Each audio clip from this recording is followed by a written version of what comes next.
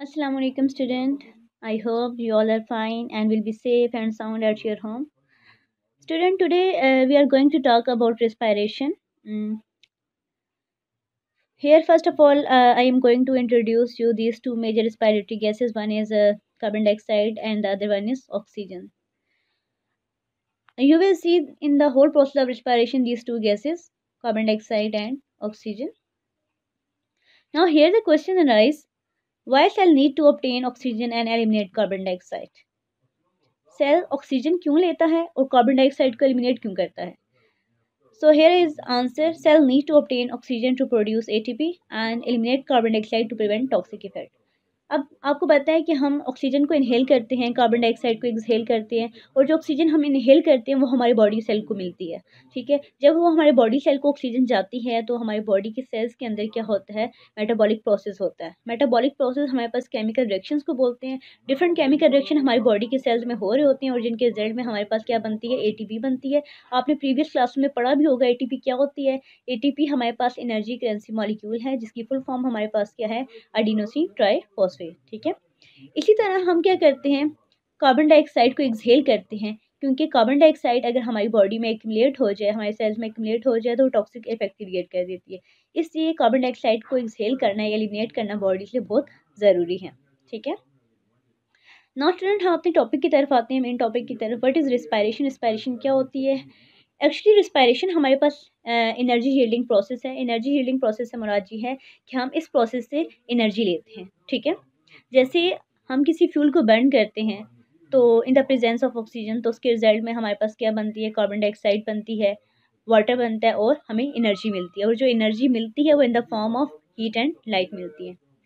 ऐसे ही स्टूडेंट हमारी बॉडीज़ जो है उसको वर्कआउट करने के लिए या हमारी बॉडीज़ में जो डिफरेंट फंक्शंस हो रहे होते हैं वो फंक्शंस परफॉर्म करने के लिए हमारी बॉडी को एनर्जी चाहिए होती है। तो अब हमारी बॉडी को एनर्जी कहाँ से मिलेगी?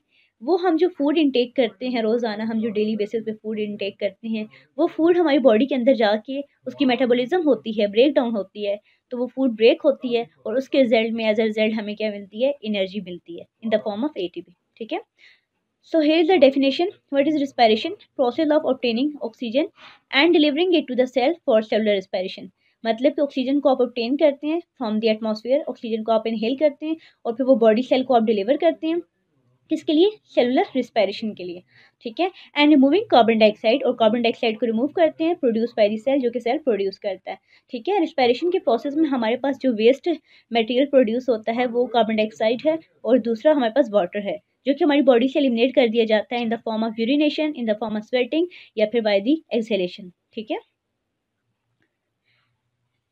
अब हम आते हैं रिस्पायरेशन की टाइप्स की तरफ। रिस्पायरेशन की हमारे पास दो मेजर टाइप्स हैं स्टूडेंट, एक external respiration and other one is internal respiration. External respiration को हम ब्रीथिंग भी बोलते हैं, इनहेलेशन एंड एक्सहेलेशन। ये प्रोसेस आप डिटेल से पढ़ेंगे इन द इनकमिंग वीडियोस। और दूसरा हमारे पास है इंटरनल रिस्पायरेशन, जिसको हम सेलुलर रिस्पायरेशन बोलते हैं। ठीक है, अब स्टूडेंट सेलुलर रिस्पायरेशन हमारे पास जो होती है वो सेल लेवल पे होती है। ठीक है, और जो हमारे पास ब्रीथिंग होती है वो हमारे पास ऑर्गेनिज्म लेवल पे होती है। ठीक है, तो इसमें कंफ्यूज नहीं होइएगा। एक्सटर्नल रिस्पायरेशन हमारे पास कौन सी बेसिस पे होती है, ऑर्गेनिज्म लेवल पे होती है, और इंटरनल रिस्पायरेशन हमारे पास सेलुलर लेवल पे होती है। ठीक है, नाउ जो हमारे पास इंटरनल रिस्पायरेशन है, सेलुलर रिस्पायरेशन है, इसकी फर्दर आगे से दो टाइप्स हैं, aerobic respiration and other one is anaerobic respiration. जो हमारे पास एरोबिक रिस्पायरेशन होती है in the presence of oxygen होती है, और एनारोबिक रिस्पायरेशन जो होती है वो in the absence of oxygen होती है। ठीक है, गॉट इट।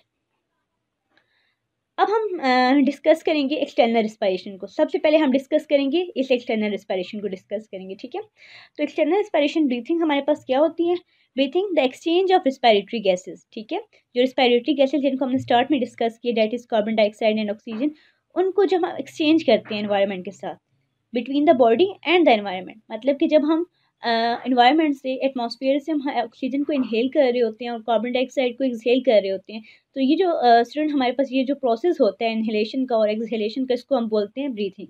ब्रीथिंग या फिर एक्सटर्नल रिस्पायरेशन।